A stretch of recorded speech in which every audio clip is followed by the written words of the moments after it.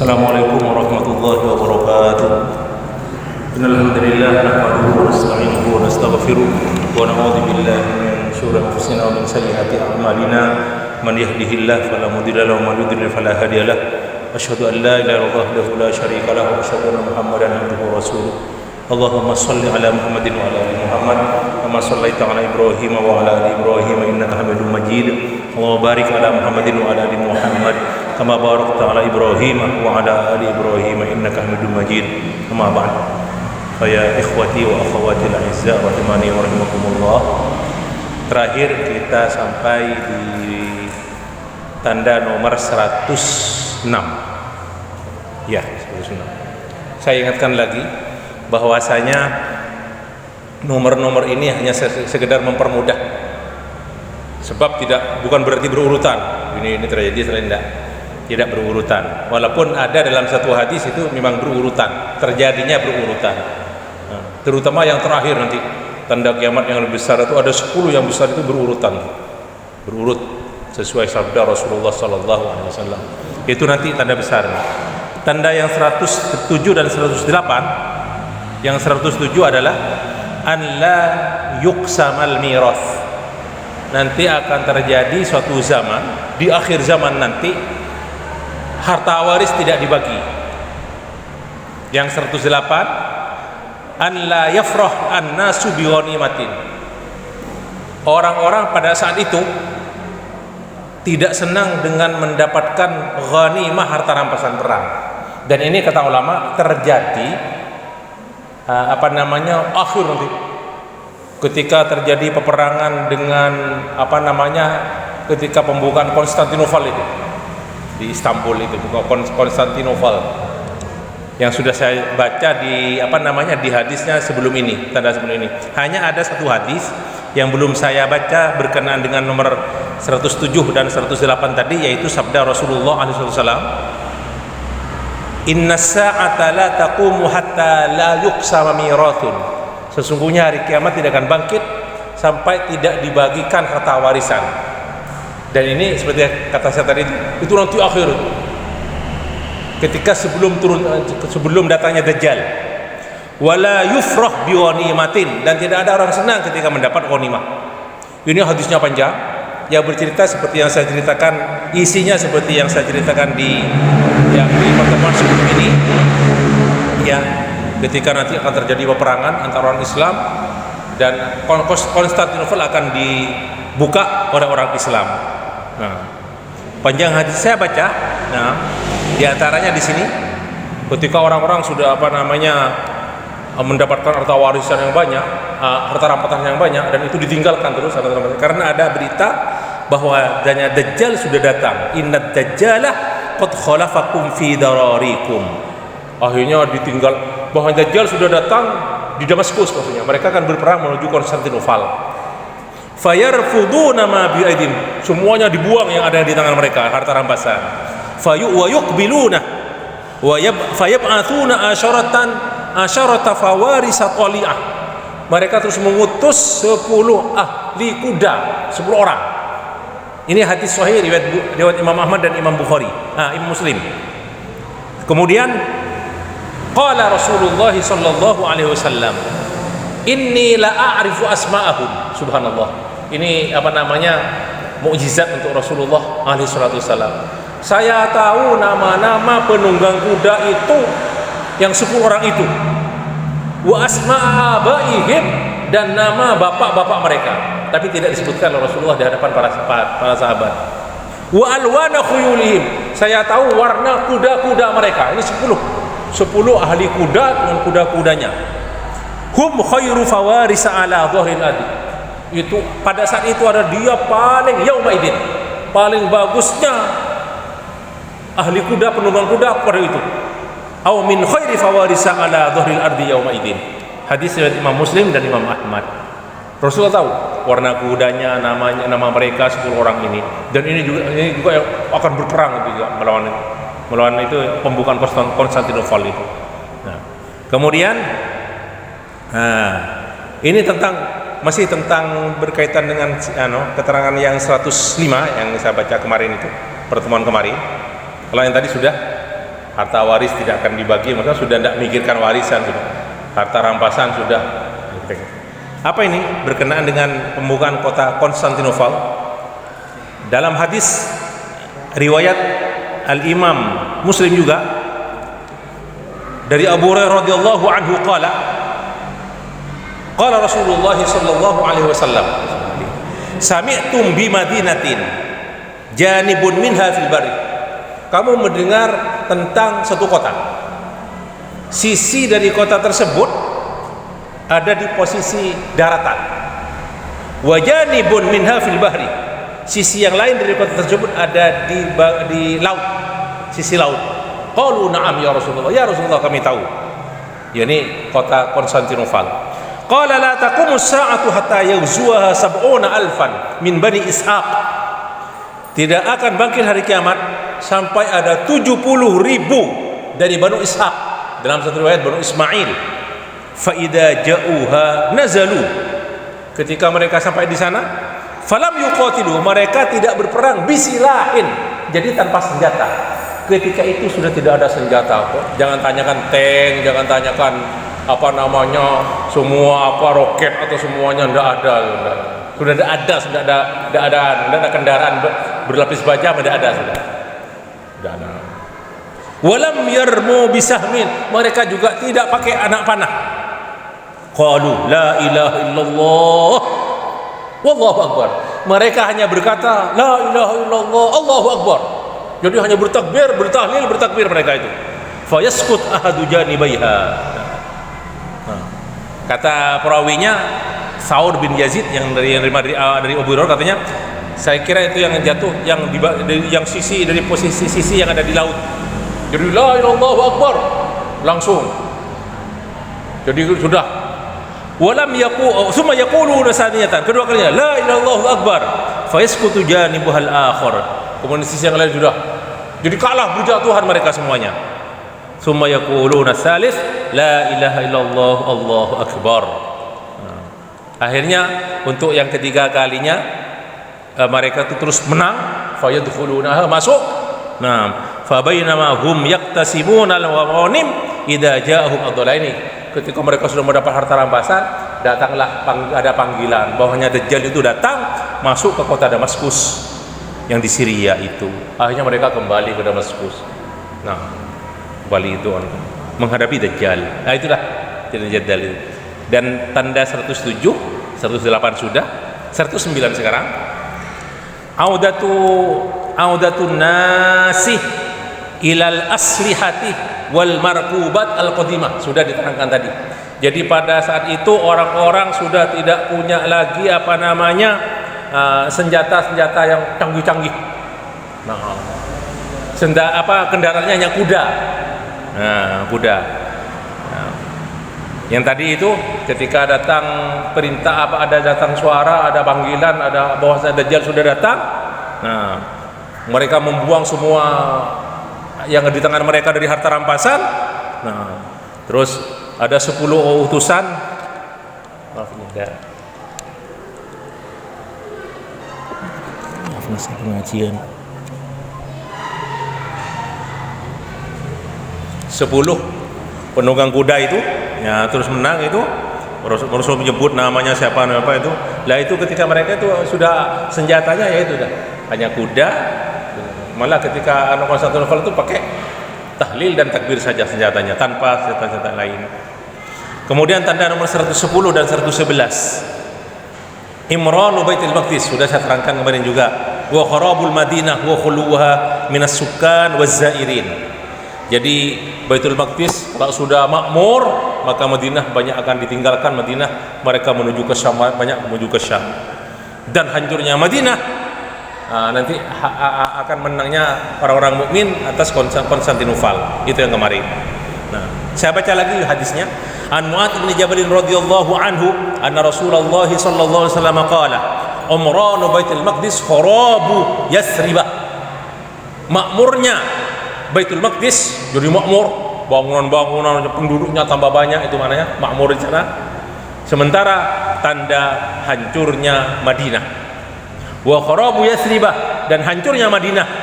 Yathrib salah satu nama dari kota Madinah, Al-Madinah Al-Munawwarah. Khurujul malhamah, akan bangkitnya, keluarnya peperangan hebat. Wa khurujul malhamah fastu Konstantiniyah, dan perang hebat itu adalah menangnya dibukanya kota Konstantinopel. Wa fathul Konstantiniyah al-Konstantiniyah khuruj Dajjal. Setelah Konstantinopel dimenangkan, sudah ada tinggal orang Islam, baru Dajjal akan keluar. Nah, ini hadisnya begitu. Nah, bagaimana dengan Madinah sendiri? Jadi ini tanda 110 Umrah Baitul Maqdis, yang 111 hancurnya kota Madinah. Nah, nih dalam satu hadis riwayat Imam Malik, nah, juga ada di Bukhari Muslim, sebagian lafadznya ada di Bukhari Muslim. Qala Rasulullah sallallahu alaihi wasallam, la tutrokannal madinatu, sungguh Madinah akan ditinggalkan, betul-betul akan ditinggalkan kota Madinah, ala ahsani ma kanat, waktu itu keadaannya sudah betul-betul makmur sudah Madinah, tapi akan ditinggalkan akhirnya, hatta yadkhulal kalbu awid dhi'bu fayaghdiya ala ba'di sawaril masjid aw alal mimbar. Yang ada ketika sudah ditinggal orang yang akan masuk ke masjid, akan lingkungan masjid ada adz-dhi'b, yaitu serigala, al-kalbu, anjing. Sampai anjing atau serigala itu kencing di tiang-tiang masjid atau di atas mimbar. Bertanya para sahabat, ya Rasulullah, faliman takunu thimaru dzalika zaman? Terus buah-buahan yang ada di kota Madinah siapa, terus milik siapa Rasulullah kalau tidak ada orang-orang lagi di Madinah? Qala lil awafi at-tayri was-siba', yaitu buah-buahan itu dimiliki oleh al-awafi, tafsirannya at-tayr, burung-burung, as-siba' dan binatang-binatang buas. Nih, kapan akan terjadi? Entah berapa juta tahun lagi atau berapa ratus ribu tahun lagi, wallahu ta'ala a'lam. Nah, baik. Kemudian ada juga yang menafsirkan berdasarkan satu hadis bahwasanya makmurnya Baitul Maqdis itu nanti akan ada seorang khalifah di sana di akhiruz zaman. Nah, ada hadis dari seorang sahabat bernama Abdullah ibnu Hiwalah al-Azdi. Qala ba'athana Rasulullah sallallahu alaihi wasallam. Kami diutus Rasulullah. Linaghnam ala aqdamina, maksudnya berutus itu berperang, agar supaya kami mendapat ghanimah, harta rampasan. Faraja'na falam naghnam syai'an, kami kembali dan kami tidak mendapat apa-apa dari harta rampasan. Wa arafal juhda fi wujuhina faqama fina faqala, Rasulullah tahu capeknya kami dalam berperang dan kami tidak dapat harta rampasan. Apa kata Rasulullah? Beliau berdoa, Allahumma la takilhum ilayya fa'ad'ufa anhum. Ya Allah, jangan sandarkan sahabat-sahabatku ini kepadaku, aku khawatir tidak kuat, lemah menghadapi mereka. Wala takilhum ila anfusihim faya'jizu anha, dan jangan sandarkan mereka kepada diri mereka sendiri, karena mereka tidak akan kuat. Wala takilhum ilan nasi fayasta'thiru alaihim, dan jangan sandarkan sahabat-sahabat ini kepada orang-orang, fayasta'thiru alaihim, karena mereka nanti akan menguasai, orang itu akan menguasai mereka.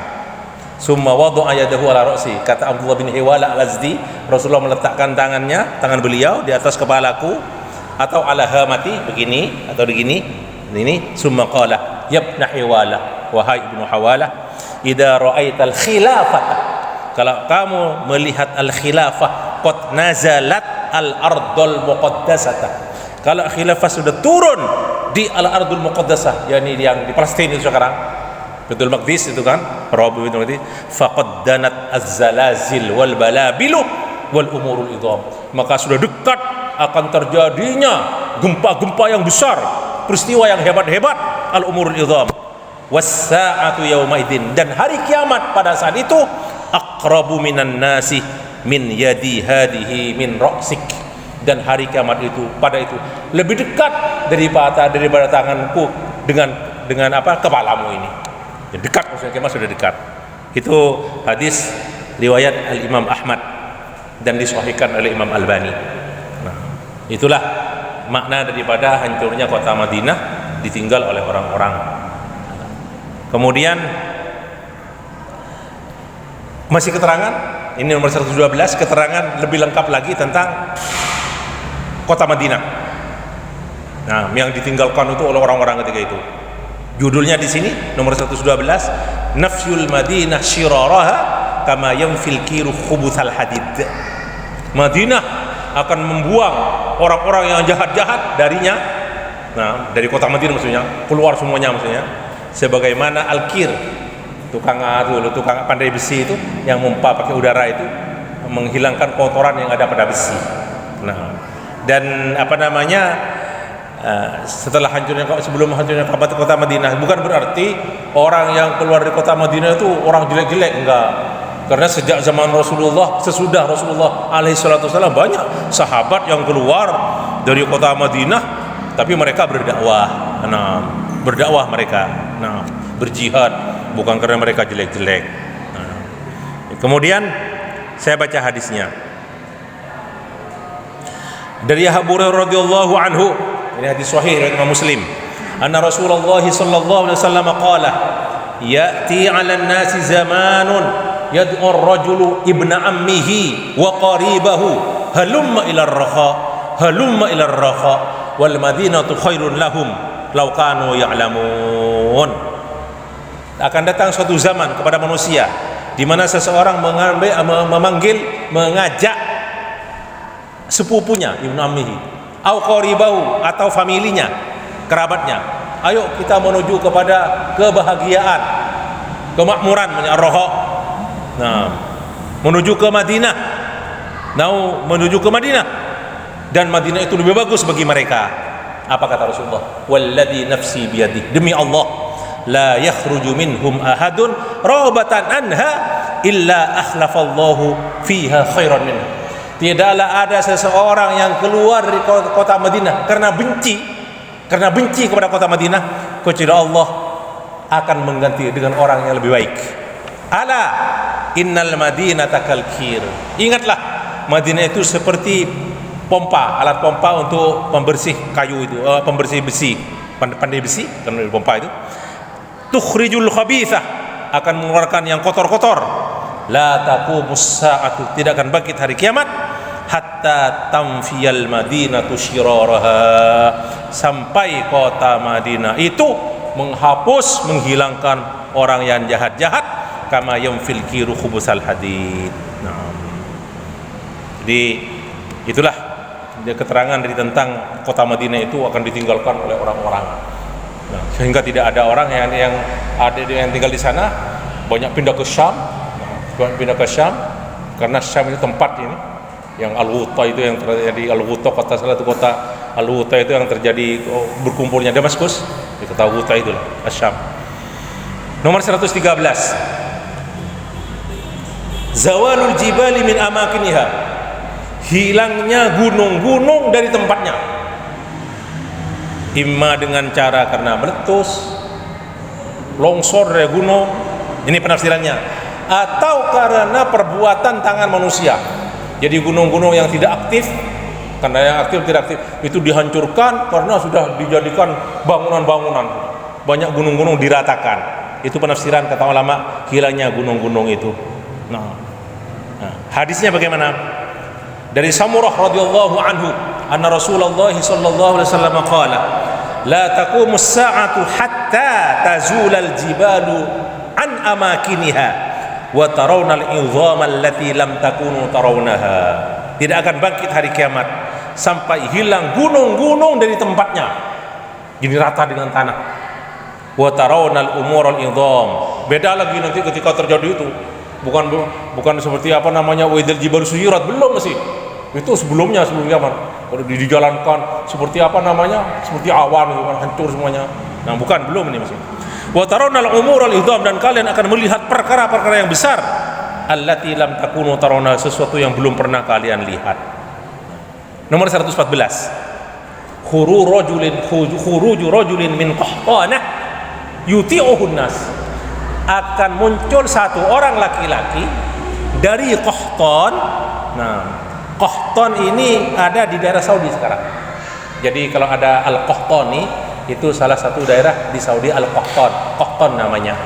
Jadi nanti akan ada seorang laki-laki, tidak disebutkan namanya oleh Rasulullah SAW dan kapan munculnya. Yang jelas sabda Rasulullah dari Abu Hurairah radhiyallahu anhu qala la taqumus sa'atu hatta yakhruja rajulun min qahtanah yasuqun nasu bi'asahu. Tidak akan bangkit hari kiamat sampai keluar seorang laki-laki dari Qahtan yang menggiring manusia bi'asahu, dengan tongkatnya. Ini kata ulama, kata ahli hadis menafsirkan di sini taatnya orang-orang pada orang tersebut, bukan orang jahat dia.